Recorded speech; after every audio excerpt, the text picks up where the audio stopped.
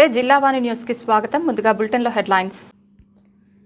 ఎన్టీఆర్ జిల్లా మైలవరం నియోజకవర్గం ఇబ్రహీపట్నం మండలం పెర్రి రోడ్డులో గల మాజీ మంత్రి జోగి రమేష్ గృహమునందు గల కార్యాలయం నందు మీడియా సమావేశం నిర్వహించారు. ఈ సమావేశంలో మాజీ ఎంపీ, వైసీపీ పార్లమెంటు నియోజకవర్గం పరిశీలకులు మోదుగుల వేణుగోపాల్ రెడ్డి, మాజీ ఎంపీ మార్గాని భరత్ రామ్, ఎన్టీఆర్ జిల్లా వైసీపీ అధ్యక్షులు దేవినేని అవినాష్, మాజీ ఎమ్మెల్యేలు నల్లగట్ల స్వామిదాసు, మొండితోక జగన్మోహన్ రావు, ఎమ్మెల్సీలు మొండితోక అరుణ్ కుమార్, రాహుల్లా, విజయవాడ మేయర్ రాయాన భాగ్యలక్ష్మి, ఎన్టీఆర్ జిల్లాలోని వైసీపీ జడ్పీటీసీలు, ఎంపీటీసీలు, ప్రముఖ నాయకులు, నేతలు పాల్గొన్నారు. ఈ సందర్భంగా మాజీ మంత్రి జోగి రమేష్ మాట్లాడుతూ, నేను కోర్టు వాయిదా నిమిత్తం నిన్న మదనపల్లిలో ఉండగా నా ఇంటిపై టీడీపీ గూండాలు నా ఇంటిని పూర్తిగా ధ్వంసం చేయాలనే ఆలోచనతో, ఆ కుటుంబాన్ని మట్టుపెట్టాలనే ఆలోచనతో పెట్రోల్ బాంబు వేశారన్నారు. నారా లోకేష్ నేతృత్వంలో విజయవాడ ఎంపీ కేశినేని శివనాథ్ పర్యవేక్షణలో పోలీసుల సమక్షంలో ప్రత్యేకించి విజయవాడ నుంచి తీసుకువచ్చిన కిరాయి రౌడీలు, గూండాలు, బ్లేడ్ బ్యాచ్ వారితో ఈ దురాగతానికి పాల్పడ్డారని వాపోయారు. మీరు ఏమి చేసినా బెదరమని అన్నారు. జీవితకాలం నీ పార్టీయే ఉంటుంది అనుకోవడం మీ అపోహ అని, మీ ఇంటికి మా ఇల్లు ఎంత దూరమో అలానే మా ఇంటికి కూడా మీ ఇల్లు అంతే దూరమని, ఈ విషయాన్ని గ్రహించాలని తన ఆవేదన వ్యక్తం చేశారు. మీరు ఎన్ని ఇబ్బందులు పెట్టినా మమ్మల్ని ఏమీ చేయలేరని అన్నారు. మీ ఇంటిపై దాడి చేసిన వారి మీద కేసు నమోదు చేశారని అన్నారు కదా సార్. మీ ఇంటిపై దాడి చేసిన వారి మీద నందిగా మైలవరం నియోజకవర్గ స్థాయిలో ఒక 4 మీద ఎఫ్ఐఆర్ కూడా అయిందని చెప్పేసి అన్నారు చంద్రబాబు నాయుడు గారు. ఎఫ్ఐఆర్ కదా సార్ మెయిన్ చట్టం. మా వాళ్ళు ఇక్కడ ఉన్న వాళ్ళ మీద లోపల ఉన్న వాళ్ళ మీద కేసులు పెట్టారు. మా ఇంటి మీద దాడి చేసింది పోయి మా ఇంటి దగ్గర ఇక్కడ మా లీడర్ల మీద కేసులు పెట్టారు. అది టీడీపీ వాళ్ళైనా క్షమించేది ఏమి లేదని చెప్పేసి అనడం కూడా జరిగింది. చంద్రబాబు నాయుడు గారు నిజంగా ఆ మాట మాట్లాడుతుంటే ఆయన గుండెల మీద చేసుకోమనండి. చంద్రబాబు నాయుడు గారి కన్నా నిజంగా అటువంటి ఆలోచన ఉంటే నన్ను అరెస్ట్ చేయించడు, 83 రోజులు జైల్లో పెట్టడు. ఎందుకంటే ఫేక్ కేసులు కదా, ఏ ఆధారం లేకుండా ఎటువంటి ఇది లేకుండా నన్ను నా తమ్ముడిని జైల్లో పెట్టారు 83 రోజులు. రాక్షస ఆనందం కదా ఇది. అయితే ఉదయం మాత్రానికి సుస్పష్టంగా చెప్పారు, అది తెలుగుదేశం వాళ్ళు అయినప్పటికీ కూడా క్షమించేది ఏం లేదు, నియోజకవర్గ స్థాయిలో 4 మీద నమోదు చేయడం జరిగిందని. సీసీ ఫుటేజ్లు ఉన్నాయి, మీరు కూడా చూశారు. వాళ్ళందరూ పెట్టమనండి. దాడి ఎంపీ కేసీఆర్ చిన్ని ఆధ్వర్యంలో జరిగిందని మీరు అనుకుంటున్నారా? 100కి 100 పాళ్ళు చిన్ని ఆధ్వర్యం కాదు, చిన్ని ఆదేశాల మేరకు లోకేష్ కనుసన్నల్లో భౌతికంగా దాడి చేసి మట్టు పెట్టాలనుకుంటే ఏంటిది అంటే పెట్రోల్ బాంబులు ఏదైనా జరిగింది. ఇంకా అదే నేను కూడా ఉన్నాను అనుకో, నా భార్యాపేటలో మా నాన్న మేమేమైపోతాం? మీడియా మిత్రులు ఆలోచించాలా, ప్రజాస్వామ్యం ఇది కరెక్టా? ఈ దుర్మార్గపు చర్య ప్రజాస్వామ్యం ఎక్కడా లేదు. ఇది కృష్ణా జిల్లాలో మొట్టమొదటిగా తీసుకొచ్చిన సాంప్రదాయం. పెట్రోల్ బాంబులతో దాడి చేయడం అనేది మొట్టమొదటి సాంప్రదాయం. అదే కానీ ఫైర్ అయ్యి మా ఇంట్లోకి వెళ్ళి ఉంటే మా నాన్నగారు ఉన్నారు 80 సంవత్సరాలు, ఏమైపోయేవాడు? దుర్మార్గంగా చేయొద్దు. లోకేష్ చెప్తామన్నా, నీ ఇంటికి నా ఇల్లు ఎంత దూరమో నా ఇంటికి నీ ఇల్లు అంతే దూరం. ఏదో పెద్ద పుడింగ్ అనుకోవద్దు. దయచేసి మంచి నడవడిక నేర్చుకో. రెడ్ బుక్ తీసి మనిషి పెట్టేసుకో, ఇంకా చాలు. మర్యాదగానే చెప్తా ఉన్నాం, దయచేసి వినండి. ఎవరో పేపర్ రోడ్డు రెచ్చగొట్టాడు, ఒక వార్త రాశాడు, నువ్వు రెచ్చిపోతేటాయా? రాస్తారా పేపర్ రోడ్డు? నువ్వు రెచ్చిపోతావా? ఇవాళ ఇంకో పేపర్ అని రాశాడు, జోగి తగ్గలేదని చెప్పి తిరుపతిలో ఏం మాట్లాడావా? ఏ విధంగా ఘోరంగా రాక్షసంగా ప్రవర్తించారో మీరందరూ కూడా చూశారు. ఈ విధంగా రాక్షసంగా క్రూరంగా ప్రవర్తించి మరలా అగైన్ నేను మాట్లాడిన మాటల మీద కేసు ఫైల్ చేశారు. కేసులు నేను నిన్న మాట్లాడితే ప్రజాస్వామ్యంలో నేను అనకూడని అంటే 83 రోజుల పాటు నన్ను జైల్లో పెట్టి నిర్బంధించి ఆ తరువాత నా ఇంటి మీద దాడి చేసి నన్ను నా కుటుంబాన్ని మట్టు పెట్టాలనో లేకపోతే భయపెట్టాలని చెప్పేసి చూసి మళ్ళా అగైన్ తిరుపతిలో ఒక కేసు 2 కేసులు, మళ్ళీ ఇబ్రహీంపట్నంలో ఒక కేసు 2 కేసులు. అంటే ఎవరినైనా క్షమించొద్దు లేకపోతే అరెస్ట్ డైరెక్ట్ గా పోలీసుల సమక్షంలో తెలుగుదేశం పార్టీ పోలీసులు మీ అబ్బాయి లోకేష్ నేతృత్వంలోనే ఈ దాడి జరిగింది. మీడియా మిత్రుల సమక్షంలో ప్రజలకు చెప్తా ఉన్నా,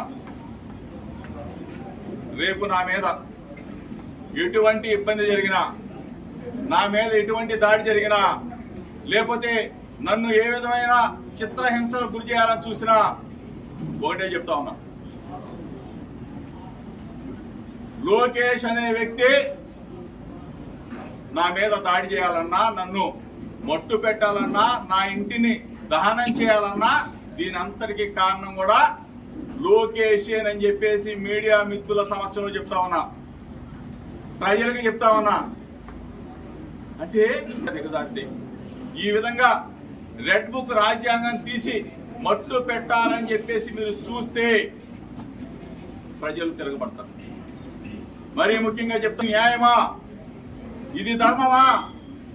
మీకు భార్యా బిడ్డలు లేరా? పైన దేవుళ్ళు లేరా? అంటే నేను ఏం మాట్లాడానని చెప్పేసి నా మీద ఎఫ్ఐఆర్లు కడతారు, నేను ఏం మాట్లాడానని చెప్పేసి నన్ను అరెస్ట్ చేయాలని మరలా చూస్తారు. రెడీగా ఉన్నా, అయితే దానికైనా సరే సిద్ధంగా ఉన్నా. అంతేగాని అర్ధరాత్రి వచ్చి తలుపులు కొట్టడాలో లేకపోతే ఎక్కడో బయటికి వెళ్ళిన తర్వాత పట్టుకోవటాలు ఇవన్నీ చేయాల్సిన అవసరం. అంతకుముందు కూడా చెప్పి అరెస్ట్ అయ్యే ముందు జోగి రమేష్ అనే వ్యక్తి ఎక్కడికి పారిపోడు, ఇక్కడే ఉంటాడు. నాకు వైఎస్ఆర్ సైన్యం ఉంది, మా జగనన్న తోడుంది, ప్రజల దీవెనలు ఉన్నాయి. ఎవరిని కూడా ఈరోజు జోగి రమేష్లు దగ్గర చేసేసాంలే అని చెప్పేసి సంబరపడిపోతామన్నాను. లోకేష్ దగ్గర మార్కులు కొట్టేద్దాం అనుకుంటున్నారేమో. ఎవరిని కూడా వదిలిపెట్టే ప్రసక్తి ఉండదు అని చెప్పేసి మీడియా మిత్రుల ద్వారా చెప్తా ఉన్నాం. ప్రజాస్వామ్యంలో మీకు ప్రజలే శిక్ష వేస్తారని చెప్తా ఉన్నాం. ఈరోజు చాలా మంది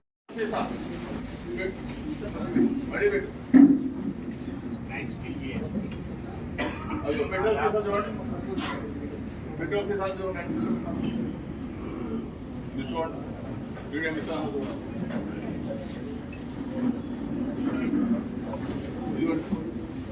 పోలీసు చూడండి, అంటే ఎస్కార్ట్ ఇస్తున్నారు వాడికి. ఎస్కార్ట్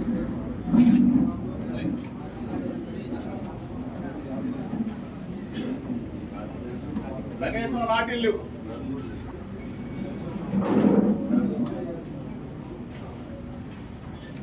పెట్రోల్ లేదు, బాంబు లేదు, పెట్రోల్ బాంబు వేసి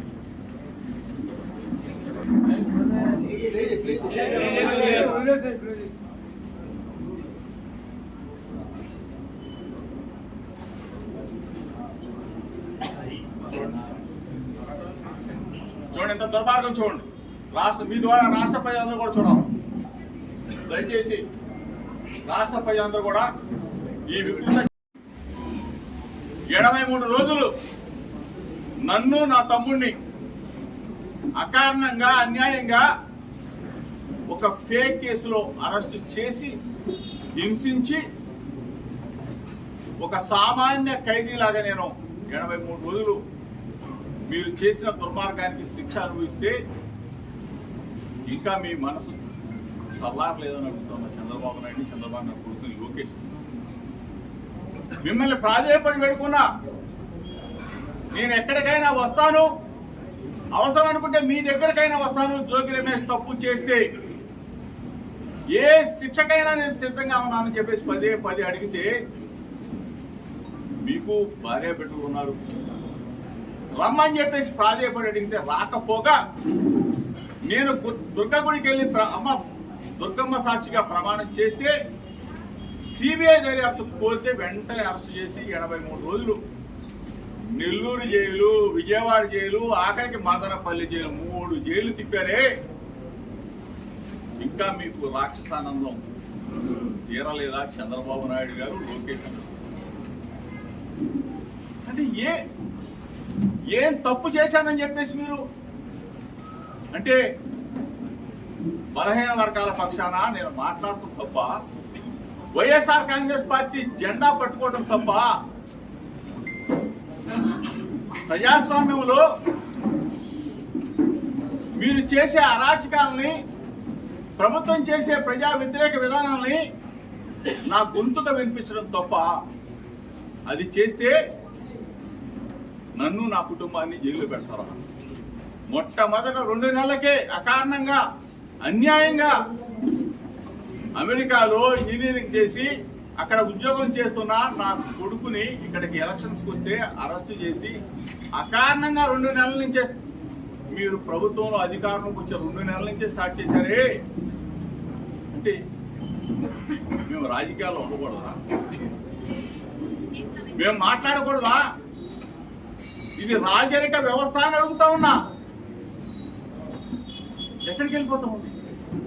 83 రోజులు మీరు నన్ను నిర్బంధించి చాలక, జైలు జీవితం అనిపించింది చాలక, నేను నిన్న కాక మొన్న ఏం మాట్లాడా? మీడియా మిత్రులందరూ కూడా నేను మాట్లాడిన వీడియో క్లిప్పింగ్స్ అందరూ కూడా ప్లే చేయండి. నేను అనకూడని మాట్లాడాను అన్నా చంద్రబాబు నాయుడు కానీ లోకేష్ కానీ. నేనేం మాట్లాడా?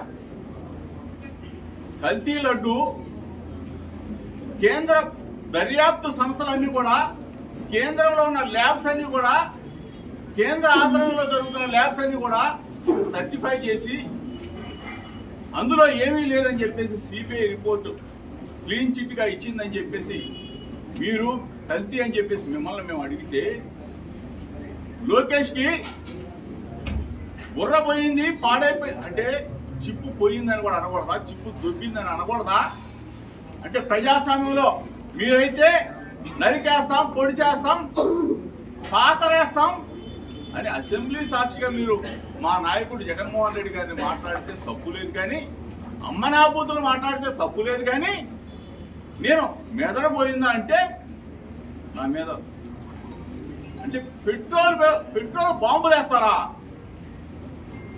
అంటే ప్రజాస్వామ్యంలో ఒక బలహీన వర్గాల వ్యక్తి ఇంటి మీద, వ్యక్తి కుటుంబాన్ని హతమార్చాలనో మట్టు పెట్టాలనో ఇంత దుర్మార్గం, ఇంత రాక్షస ఆనందానికి మీరు పొందుతారా?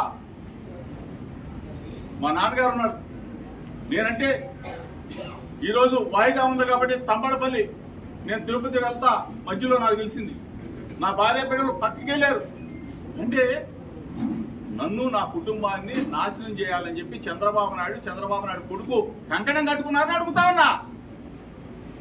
ఏం తప్పు చేశామని అడుగుతా ఉన్నా. ప్రజాస్వామ్యంలో మేము మాట్లాడటం తప్ప అంటే బుర్ర నీకు పాడైపోయిందంటే నిజంగానే పాడైపోయింది.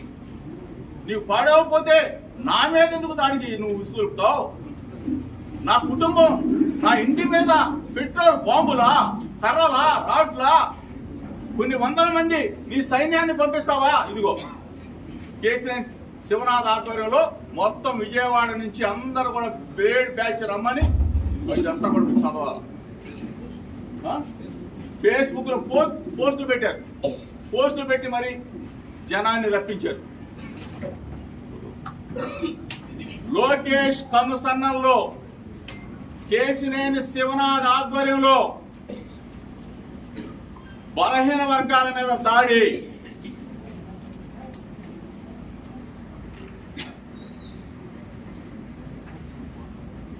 ఇది వాట్సాప్. ఈ కాన్స్టిట్యున్సీ నుంచి జోగి రమేష్ మీద దాడి చేస్తున్నాం రమ్మని చెప్పేసి ముందుగానే పక్కా ప్రణాళికతో దాడి. మీరు చూశారు ఇవన్నీ ఎట్లా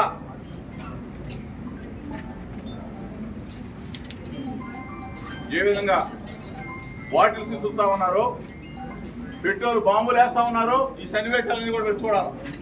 ఇదిగో విజయవాడ లీడర్, ఏమో లీడర్ గారంట, మరేమో ఆశా గారంట, ఏం ఆధ్వర్యం వహించింది మరి విజయవాడ పనిచేసంటారా? ఈ అక్క చెల్లెళ్ళు వీళ్ళని కూడా తెచ్చేసారు పాపం అందరినీ. లేడు బ్యాచీలు అందరూ పిక్ పాకెటర్లు ఒకడ కాదు ఇతను కాదు, ఇతని నేతృత్వంలో వచ్చారు. వీళ్ళంతా మీకు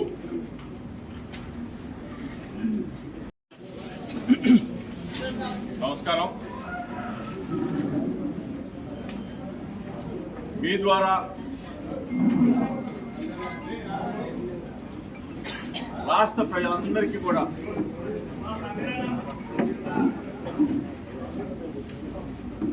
మీడియా మిత్రుల ద్వారా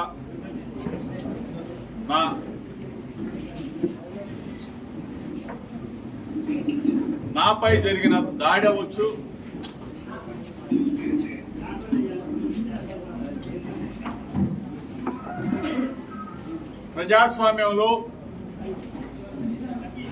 ప్రజాస్వామ్యం మీద జరిగిన దాడిగా, బడుగు బలహీన వర్గాల మీద జరిగిన దాడిగా, బలహీన వర్గాలకు సంబంధించిన జోగి రమేష్ గొంతుకని నొక్కేస్తే వైఎస్ఆర్ కాంగ్రెస్ పార్టీ గొంతుకని, వైఎస్ఆర్ కాంగ్రెస్ పార్టీ శ్రేణులని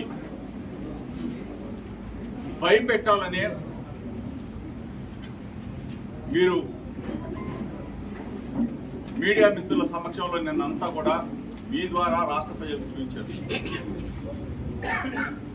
ఏ విధంగా రాక్షసంగా, క్రూరంగా నా ఇంటి మీద కొన్ని వందల మంది తెలుగుదేశం పార్టీ రౌడీలు, గూండాలు దాడి చేసిన సంఘటనలు మీరు చూశారు. జోగి రమేష్ ని భౌతికంగా దాడి చేయాలా, జోగి రమేష్ మీద లేకపోతే నన్ను దాడి చేయడమే కాదు అవసరమైతే మట్టు పెట్టాలన్న ఆలోచన లేకపోతే మీరు ఎందుకు అన్ని వందల మందిని ఆర్గనైజ్డ్ గా పోగు చేసి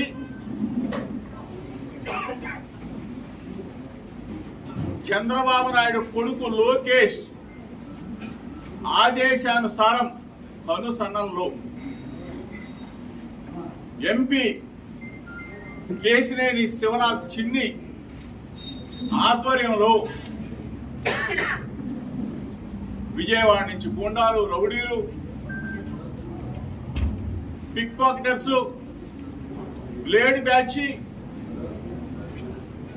పంజా సెంటర్, రాణి గారి తోట, సీతానగరం, వైఎస్ఆర్ కాలనీ, అన్ని చోట్ల నుంచి కూడా ఒక ప్రేరేపిత కుట్రగా ముందుగానే మీరు పక్కా ప్లాన్ చేసుకొని